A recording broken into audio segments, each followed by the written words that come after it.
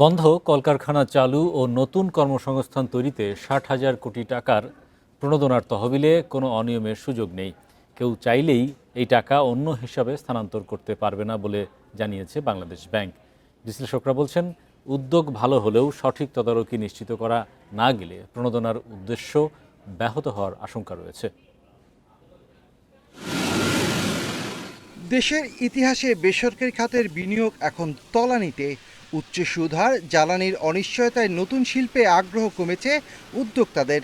এমন পরিস্থিতিতে নতুন করে কর্মসংস্থান তৈরিতে ৬০,০০০ কোটি টাকার প্রণোদনা তহবিল ঘোষণা করল সরকার।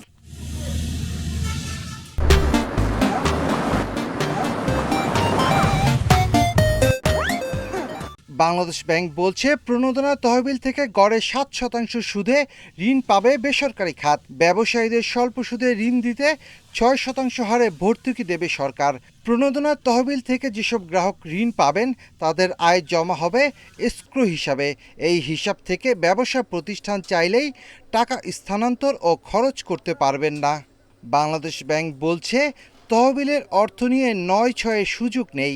ঋণ আদায় যেটা হবে এটা আলাদা করে এসক্রো অ্যাকাউন্টে থাকবে, সেই টাকা থেকে এটা ৯/৬ হওয়ার বা অন্য দিকে ব্যবহার করার কোনো সুযোগ থাকবে না।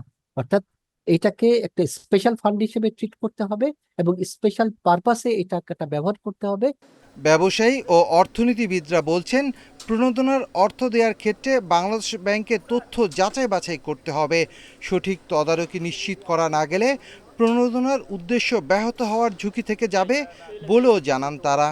একটা ফ্যাক্টরি যদি ৬ বছর আগে বন্ধ হয়ে থাকে এবং ওর মেশিনও সব উদ্যোক্তা বিক্রি করে গিয়ে থাকে, ওই ফ্যাক্টরি আপনি কিভাবে মানে আবার সচল করার কথা চিন্তা করছেন? মেশিন যদি বিক্রি করে থাকে বা মেশিন নষ্ট হয়ে গিয়ে থাকে, ১-১.৫ বছর লাগবে তো ওই মেশিন নিয়ে আসতে। যেই ব্যাংকগুলোর মাধ্যমে এটা দেয়া হবে, সেই ব্যাংকগুলো তাদের যে কর্পোরেট গভর্নেন্স সেটাকে ঠিক রেখে তাদের ক্লায়েন্ট রিলেশনশিপকে মাথায় রেখে এটাকে যেন করেন। এইটা হলো খুবই গুরুত্বপূর্ণ একটা বিষয়। কারণ আমরা এর আগে যেটা দেখি সেটা হলো এই ধরনের প্যাকেজ দেওয়া হলে এইটার যদি আবার ব্যবহারটা ঠিক মতো না হয় তাহলে অর্থনীতির ভিতরে আরও সংকট ঘনীভূত হবে। প্রণোদনার অর্থ প্রকৃত উৎপাদনমুখী প্রতিষ্ঠানগুলোতে গেলে অর্থনীতিতে গতি আসবে বলেও মনে করেন বিশ্লেষকরা। Shafil Alam Sujan, Independent News, Dhaka.